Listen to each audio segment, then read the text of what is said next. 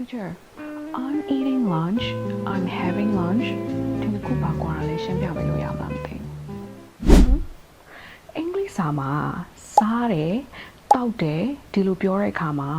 have ကိုသုံးတာကပို့ပြီးတော့မှတဘာဝကြတယ်။ပြောမယ်ဆိုလို့ရှိရင် तू ကနေလေစာစားနေတယ်လို့ပြောလိုက်တာကအစားအစာကိုဝါးနေတာတခုတည်းမဟုတ်ပဲနဲ့နေလေစာစားတဲ့အချိန်ကိုကုံဆုံးနေတာလို့ပြောချင်တာကိုဆိုလိုတယ်ပေါ့နော်အဲ့တော့တယောက်ကနေဘာလုပ်နေလဲလို့မေးလို့ရှိရင်ငါနေလေစားနေတယ်ခဏနေပြန်ဆက်မယ်ဒီလိုပြောချင်ရင်ပဲဖြစ်ဖြစ် I'm having lunch လို့သုံးတာကပို့ပြီးတော့မှယဉ်ကျေးတယ်ပြီးတော့ professional လည်းပို့ပြီးတော့မှကြားတယ်I'm eating lunch ကကြတော့အပြုအမူကိုပို့ပြီးတော့မှအသားပေးတဲ့အသုံးအနှုန်းဖြစ်တယ်အဲ့တော့ eat ကစားရယ်ဆိုတော့ကိုယ်လက်လှုပ်ရှားတဲ့အပြုအမူပေါ့နော် physical action ကိုပဲဓာတ်ရိုက်ပြောတာဖြစ်တယ်အဲ့တော့ပါဇက်ထဲအစားကိုထည့်ပြီးတော့မှဝါးနေတာကိုပဲအဓိကဆိုလိုချင်တဲ့သဘောမျိုးဖြစ်သွားတာပေါ့နော်အဲ့တော့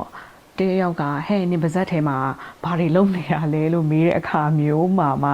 ငါနေလေစာစားနေတယ်သဘောကတော့ငါဝါးနေတာပါလို့ပြောချင်တဲ့ပုံစံမျိုးမှာပို့ပြီးတော့မှ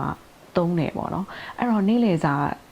စားပြီးပြီလားလို့မေးလို့ရှိရင် I'm eating lunch ထက် I'm having lunch လို့သုံးတာကပို့ပြီးတဘာဝကြတယ် common ဖြစ်တယ် native speakers တွေလည်းပဲပို့ပြီးသုံးတဲ့ပုံစံမျိုးဖြစ်တယ်အဲ့တော့အင်္ဂလိပ်စာမှာစားတယ်တောက်တယ်လို့ပြောတဲ့အခါမှာ have ကိုသုံးတာကပို့ပြီးတော့မှတဘာဝကြတယ်အဲ့တော့သူကနေလေစာစားနေတယ်ဒီလိုပြောလိုက်တာကအစားတစ်ခုတည်းကိုဝါးနေတာမဟုတ်ဘူးကိုယ်မှာအများကြီးရှိမယ်နေလေစာဒီကိုစားနေတဲ့အရာတွေအားလုံးကို enjoy လုပ်နေတာငါနေလေစားနေတဲ့အချိန်လေးကိုကုံဆုံးနေတာဒီလို the whole experience ကိုဆိုလိုတာဖြစ်တဲ့အတွက်ကြောင့်မလို့တယောက်ကဟဲ့နင်ဘာလုပ်နေလဲလို့မေးတယ်ဆိုလို့ရှိရင်ငါနေလေစားနေတာဒီလိုမျိုးပြောချင်တယ်ဆိုရင် I'm having lunch ဒီလိုသုံးတာကပို့ပြီးတော့မှယဉ်ကျေးတယ်လို့ပို့ပြီးတော့လဲ professional ပို့ကြတယ်အဲ့တော့ဒီကနေ့မှာ I'm having lunch I'm eating lunch